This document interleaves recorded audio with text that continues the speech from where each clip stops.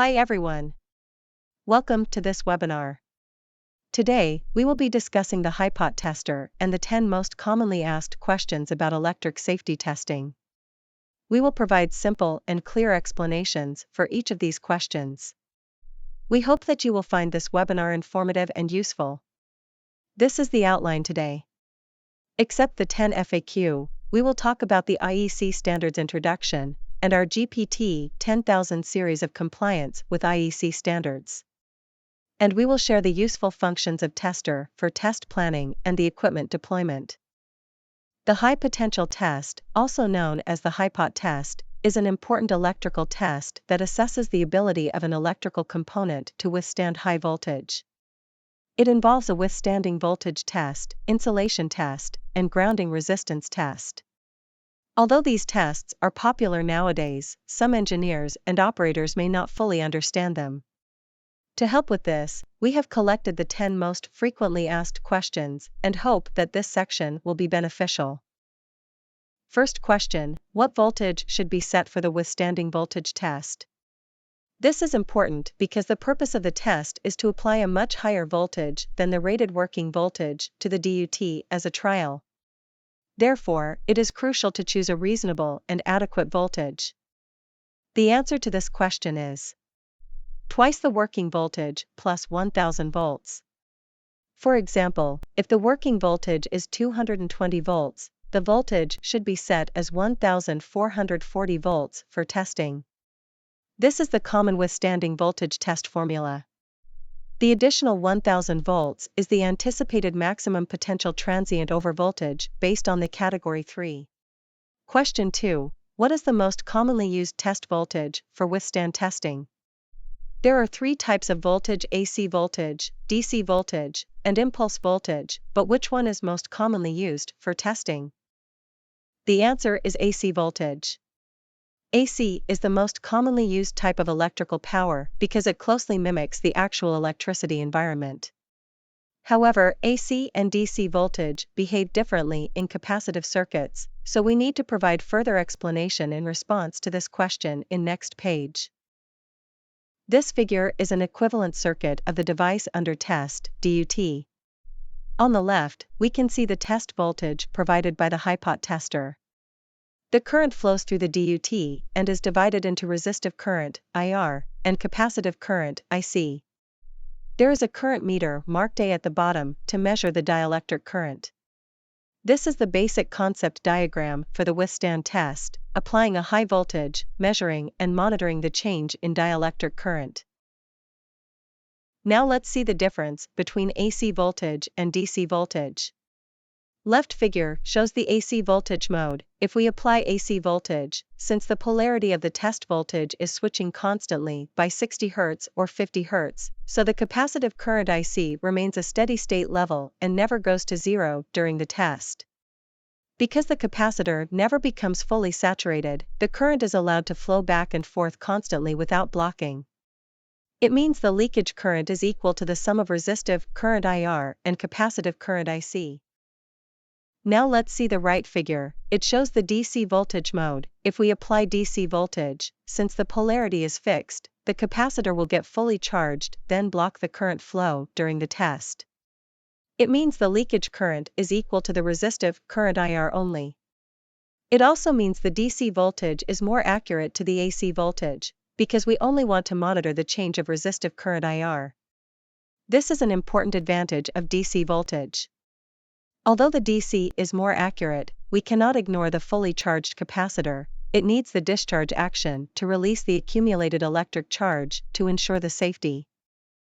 We have created a chart to compare AC and DC test modes. AC mode is preferred for acceptance because it matches the actual electricity environment that is commonly accepted. DC mode is better for accuracy since it displays pure resistive current, which is ideal for monitoring. AC mode is better for range as it uses both polarities, whereas DC mode is safer because of the lower current during testing. Additionally, AC mode is better for discharge since it does not require it. The chart provides an overview of the main differences between AC and DC test modes. Question 3. How long should the test time be set? For time settings, there are typically two kinds. The first is called type test, which confirms the main and basic design criteria of a production lot and is usually set for 60 seconds. The second is called routine test, which is carried out on every product manufactured in the factory and is usually set between 1 to 3 seconds. Question 4. How to choose the output capacity of the tester? There are two typical standards: 500 VA and 100 VA. For 500 VA capacity, it is usually required in R&D unit or the laboratory of the third-party manufacturer. To conduct the destructive testing, the engineer usually needs the capacity more than 200 VA at least. For 100 VA capacity, it is commonly used in routine test of the production test. Question 5. What is the definition of insulator and insulation breakdown? This question seems simple, but it is worthy and necessary to dig out this topic. According to the definition of Wikipedia, an electrical insulator is a material in which electric current does not flow freely. This definition is simple and clear. But, what is insulation breakdown? This question is not often discussed, and most people may not able to respond to this question promptly. Here we find the definition. According to the IEC, it says, insulation breakdown is considered to have occurred when the current that flows as a result of the application of the test voltage rapidly increases in an uncontrolled manner, that is, the insulation does not restrict the flow of the current. The very important sentence is rapidly increases in an uncontrolled manner. It means, even if the current is rising, but it is stable and under control, it cannot be regarded as an insulation breakdown. The purpose of a dielectric test is not to evaluate the amount of leakage current, but rather to monitor the behavior of current rising.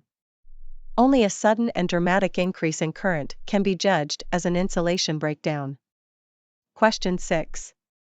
According to the definition of insulation breakdown, how do we avoid misjudgment? After question 5, we already understand the definition, but what is the best way to make the correct judgment? The best way is using the VI curve function. In the figure, we can see the current is rising slowly and proportional to the applied voltage level in beginning. Then we can see the current suddenly rising rapidly at a point and exceeds the high limits of the current setting. Since we can observe a sharp change in the VI curve, we can conclude that this is due to an insulation breakdown. Question 7. Does the appearance of arc and flashover mean that the insulation has broken down? The answer is no. According to the IEC standard, it mentioned, corona discharge or a single momentary flashover is not regarded as insulation breakdown. Arc detection function can be used as a further testing function, but it is not the beacon to help to judge if the DUT insulation is breakdown. Question 8. In the test sequence of IR and withstanding voltage, can the withstanding voltage be excluded after passing the insulation resistance test? The answer is cannot. The standard test sequence is IR, ACW, or DCW, and followed by IR again. IR test is usually applying the rated voltage to measure the resistance, while the withstanding test is testing at a much higher voltage. If there is a small defect in the resistance structure of the DUT, it may not be detectable during an IR test since the test is conducted under normal working voltage conditions only. Therefore, in order to verify the integrity of the DUT's insulation resistance, we can conduct a withstanding test between two IR tests and compare the difference in the IR results. Question 9. This is a special question. Will the high voltage withstanding voltage test damage the expensive chips in the circuit? There will be no damage as long as the withstanding voltage test is passed. Based on this question, there is a related topic we can talk about. In the microscope photo, it shows the two copper conductors are short-circuit due to the dendrite debris.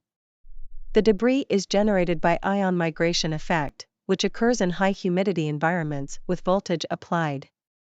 Question 10. What is the difference between grounding and continuity measurements? Shown as the figure, both tests are going through the DUT chassis and the protective earth conductor of the plug, so what's the difference between both tests? Grounding test, as known as ground bond (GB) test.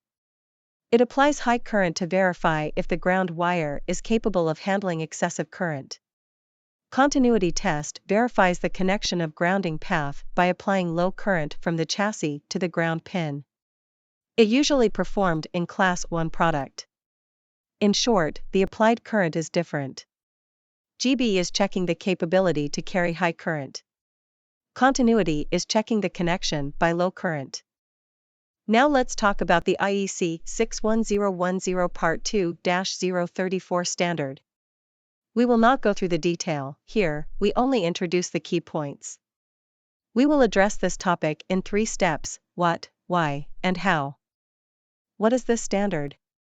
This standard describes the safety requirements for electrical equipment for measurement, control, and laboratory use. It specifically addresses measurement equipment for insulation resistance and test equipment for electric strength. Why is this standard important? Because it pertains to safety. The purpose of the standard is to minimize the risk of injury and reduce potential hazards. Given that the Hipot tester utilizes high voltage to test the DUT's safety, it is crucial that the Hipot tester ensures its reliability and safety before use. Now that the IEC standard has been officially released, only testers that meet the standard should be selected to eliminate any potential hidden risks. How the GPT 10000 series comply with IEC standard? Our engineering team improves multiple aspects of design and adding safety function to make the GPT 10000 series becomes the world's first safety analyzer, conforming to this IEC standard. Next, let's introduce how GPT 10000 series comply with the IEC standard. First is component design change. For the high voltage relay and transformer, we change the design to meet the requirement of double insulation. Second is mechanical design changes. This photo shows the connection part of high voltage output probe. We change to the new design to meet the double insulation requirement. Third is the circuit design. In left figure, we add 2 protect resistors to isolate a danger voltage from high voltage side matching with the requirement of double insulation. In right figure, we redesign the layout of PCB to increase the creepage distance to 50 mm to meet double insulation. Fourth, we add a 56k ohm discharge resistor. It is for the DC withstanding test. If the DUT has a large capacitor, it needs the discharge action to release for safety. Fifth, we add the output indicator to aware the operator. Sixth, we add 2 new mechanisms for safety. One is the grounding check. If grounding check fails, the output will be disabled. The other is the start button. The start button has to be pressed and hold for 1 second to trigger the output. This function can avoid the wrong trigger if pressed by mistake. This function can be turn on or turn off in the utility setting. Now let's go to next section. This section we are going to talk about the test planning and equipment deployment from R&D to production testing. First, the safety analyzer must have the VI curve scanning function to confirm insulation breakdown. This is a standard equipped function for GPT 10000 series. As we mentioned in earlier section, only the change of current curve is the main factor to judge if the result is a breakdown or not. For the research and development stage, this function becomes a must-have tool. For production applications, the GPT 10000 offers statistical analysis functions that enable a quick review of the quality results. It not only shows pass or fail, but also provides a histogram for quality analysis. If it requires simultaneous testing of numerous DUTs to save time for large-scale production, the GPT 9500 series with its built-in 8-channel scanner is the ideal choice. Additionally, the GPT 9500 is also compliant with IEC standards to ensure its safety for use in production applications. The previous GPT 9900 and GPT 9800 series models are also capable of multi-channel scanning by combining the GSB multiplex scanner box. We offer a full range of GPT series Hipot testers with capacities ranging from 100 VA to 500 VA. In addition, we provide GLC 9000 and 10,000 leakage current testers to check the DUT's leakage current during operation. Our product line offers a complete range of safety solutions. Please check out the landing page by scanning the QR code for more detail. Now, let's summarize in 3 points. First, ensuring safety should be the foremost consideration when using a Hipot tester. Therefore, the Hipot tester must comply with IEC standards. Second, the tester must have a VI curve function to accurately detect insulation breakdown. Third, the provider must offer reliable support. At Goodwill Instrument, we are proud to be the first professional manufacturer in Taiwan specializing in electrical test and measurement instruments since 1975. We are committed to providing not only comprehensive solutions but also reliable professional services. If you're interested in today's topic and need further information, please download the white paper by the QR code for reference. This is our official YouTube channel. Please subscribe to stay updated with our latest product videos and informative news. In the last, we would also appreciate it if you could take our questionnaire to provide feedback on this webinar. If you have any further questions or need assistance, please don't hesitate to contact us. Thank you for joining today.